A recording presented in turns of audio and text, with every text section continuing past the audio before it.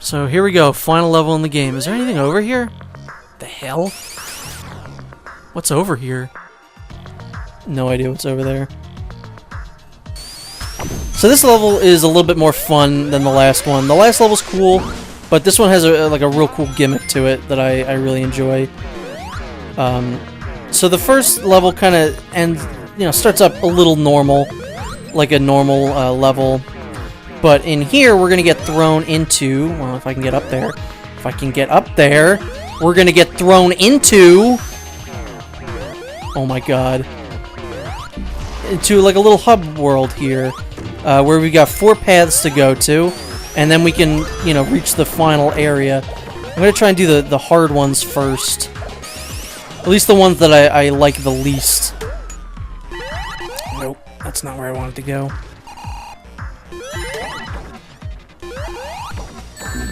So yeah, I like this concept for a Sonic level. It's almost kind of Mega Man-y, where it's got like a boss rush, but it's not really a boss rush. It's just a series of levels that you got to make it through, and I like that. It's set up like a boss rush, is what I'm trying to say. Also, this is the most difficult part in the entire game for me, because I've been crushed there so many times. Even when I went through this as Super Sonic, it's so annoying.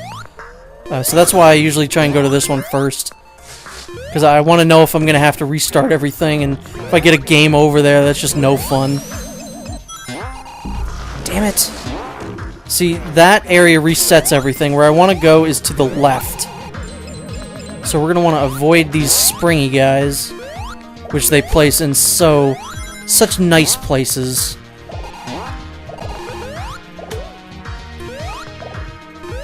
Whoa. I also, unfortunately, don't think that the music in this act is as good as the first act. That's kind of hard to do, because the first act was so good. Oh good, I have 0 rings, that's nice. 1, awesome.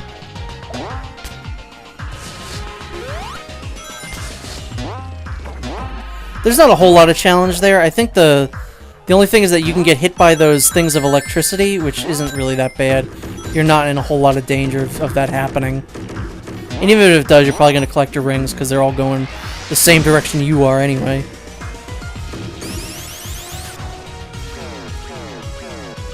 And that's the first one.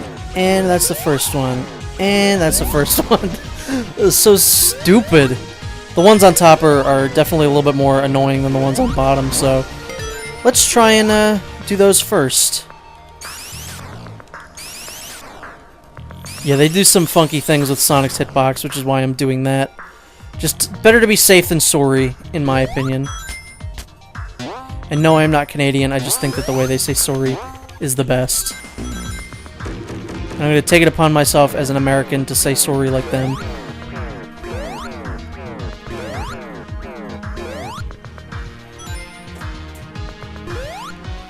Man, there's just a whole lot of egg robos over here that do not know how to drive at all. Eggman really needs to like get them into some sort of better driving class. Like Gamma could drive, in the bumper cars in Twinkle Park, he was just fine. The E series was really way better than the Egg Robos, I have to admit. And apparently there's a reference to the E series in this level, but I don't see it anywhere. Maybe it's just because when I'm playing, I'm not really looking at the backgrounds a whole lot. I'm mostly looking, at Sonic, which is what you should be looking at. Alright, this part is pretty easy. Looks a little bit harder than it is. It's just timing, really. Alright, let's go to this one. I'm actually really excited to fight the final boss, because the final boss is a ton of fun.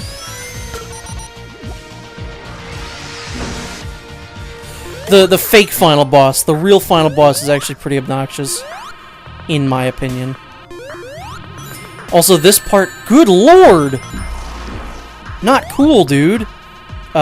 This part is really annoying to do when you're supersonic. Just, you might want to take my advice on that one. Because Supersonic is really slippery. He's even more slippery than Sonic in Unleashed. So...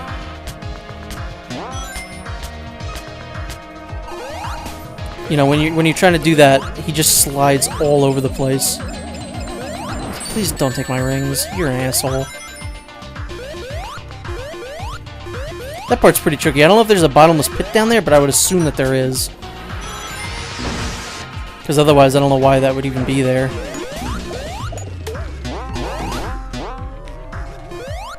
This part's supposed to kind of make you think that you're going to fall into those spikes, but I've never had it happen. Maybe if you're really bad? I don't know. Someone's going to comment now, like, I get hit by those every time.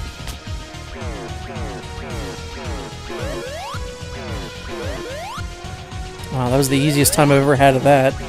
That can usually be kind of annoying. I'm having, like, the opposite Let's Play curse for some reason. I'm doing not too bad in this game. Watch me immediately screw everything up now.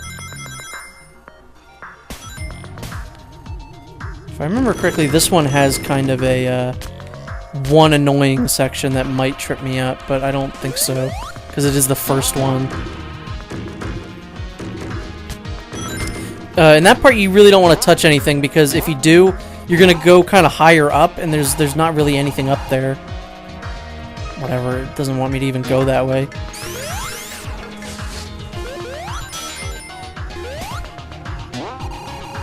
I know it wants me to go up.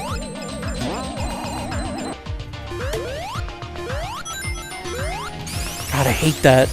That's probably an area where the drop dash would probably be actually pretty useful.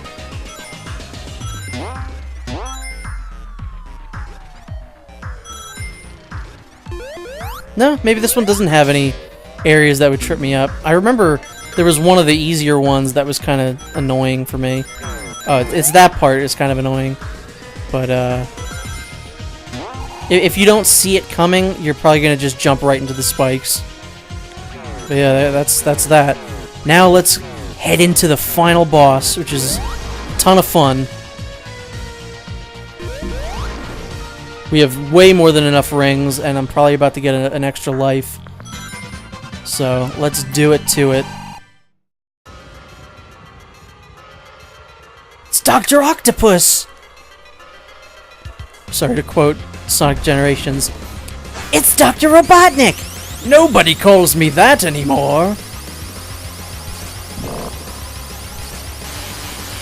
So this boss is pretty cool. What you gotta do is, once he's not electrified anymore, you gotta go ahead and hit him. I find the best way to do it is to spin dash into him. Oh wow, this is actually gonna make it really easy because I've got the electric shield. These hands you can't do anything with, so I just jump into them to get it out of the way.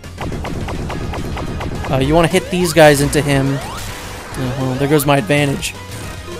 These are not really that bad. You don't really have to do anything with these. But yeah, spin dashing I find is the best way, at least when he has his, you know, before he has one of his arms destroyed. Because after he has one of his arms destroyed, especially depending on which side it is, he becomes way easier. Like right now, I'm going to just get a couple hits on him here. So, that's really nice. And yeah, you can't avoid these at all. I've tried many times to avoid them. There's not a whole lot you can do. And you know what? Sometimes they can help you get rings, which is nice. I do not want to be here.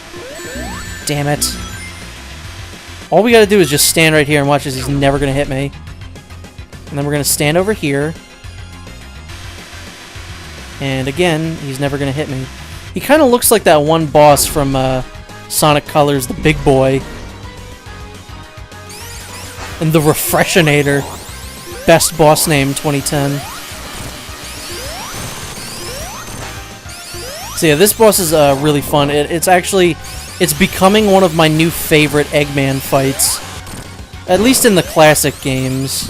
Because he has a lot of great ones in like the modern games. And I think you can hit him with those too. So here's the bad ending. I'm going to show this before we get into the, you know, good ending. I actually like that because I like that the thing splits open like an egg. And then he throws a little temper tantrum. So I actually really like that ending. In that term, anyway.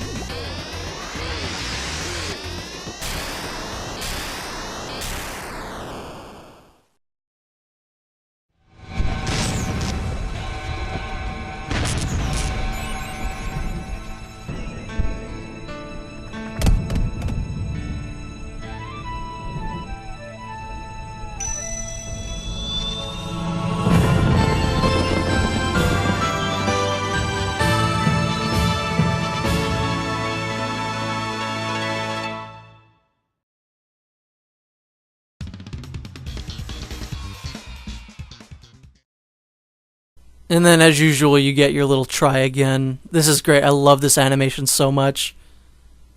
Look at Eggman. He's so happy. He's so happy that we lost. You'll get yours in a second, Eggman. So now we hit Eggman one final time, and here's where it transitions into the final boss.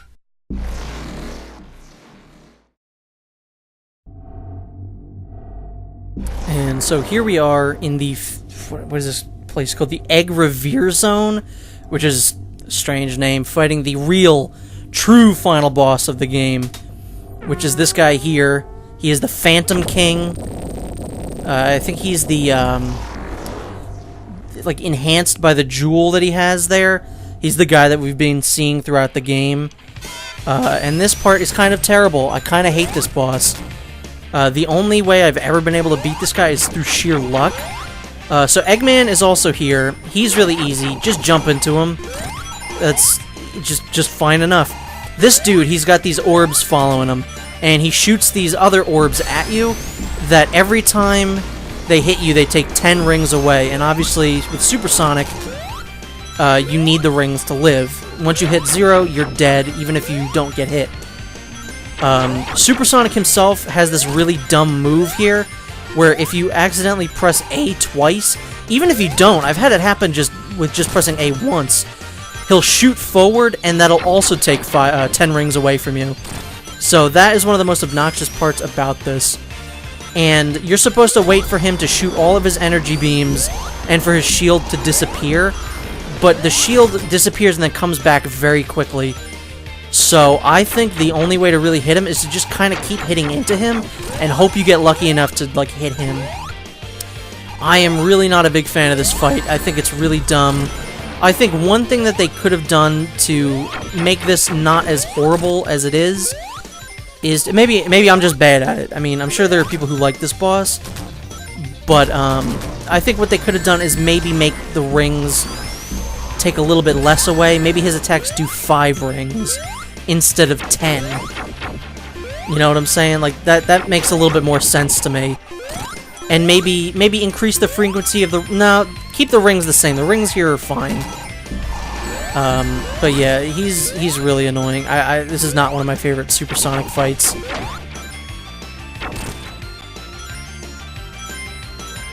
Music's really cool. I really like Supersonic's theme. It's really rad. Kind of butt-rocky, which fits with a lot of the Sonic things. And now all we have to do is hit Eggman one more time, and then the boss is done. Doesn't take a whole lot of time, but it certainly is very annoying. And apparently the gem makes the same noise as Infinite from Sonic Forces, so that's apparently going to tie in, maybe. The Phantom Ruby is what it's called. And here's the good ending, which is slightly different from the bad ending.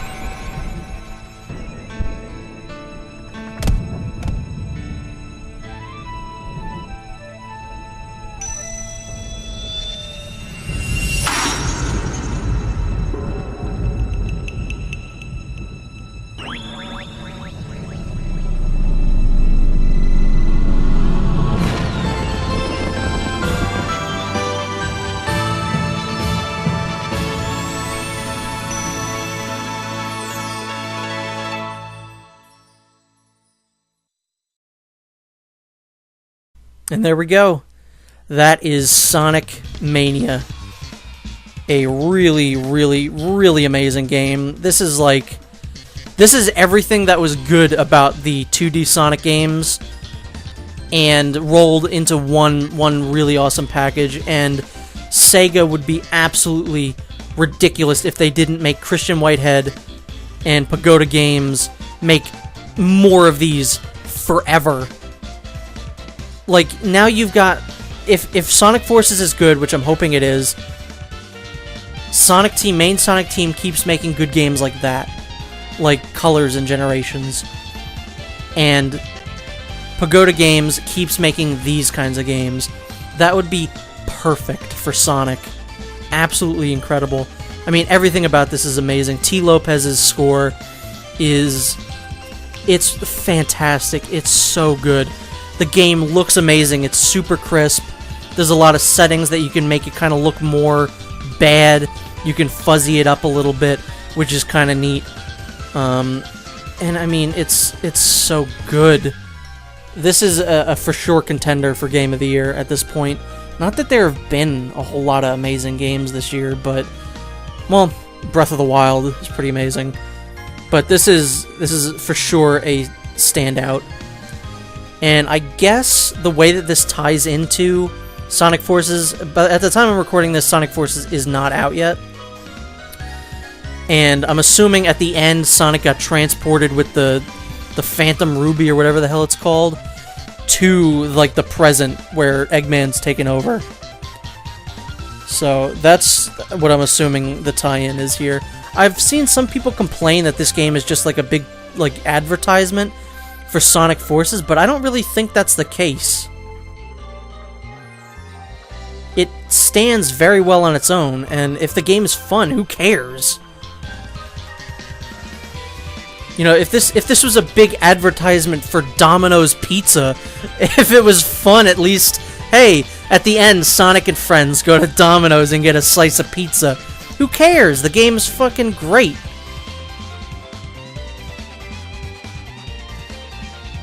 Can someone explain to me why Atlas is now involved with these games? Like, it seems like they're helping distribute these games. Is Sega really that hard up that they need Atlas to help them? Atlas is like kind of a smaller company too. They are a very niche kind of audience with like Catherine and Persona. That was a very good movie. Scary clown. Although clowns aren't very scary. So, as I've said before, I don't think that this channel has seen the last of Sonic Mania. At the very least, I think I'm gonna sit Hank down and have him play through Knuckles' story so we can get Knuckles Mania, which I think would be a lot of fun. So I'm gonna let the credits play out because there's a lot of them and the music's really good, so you should at least sit through them. And I will see you next time in Knuckles Mania.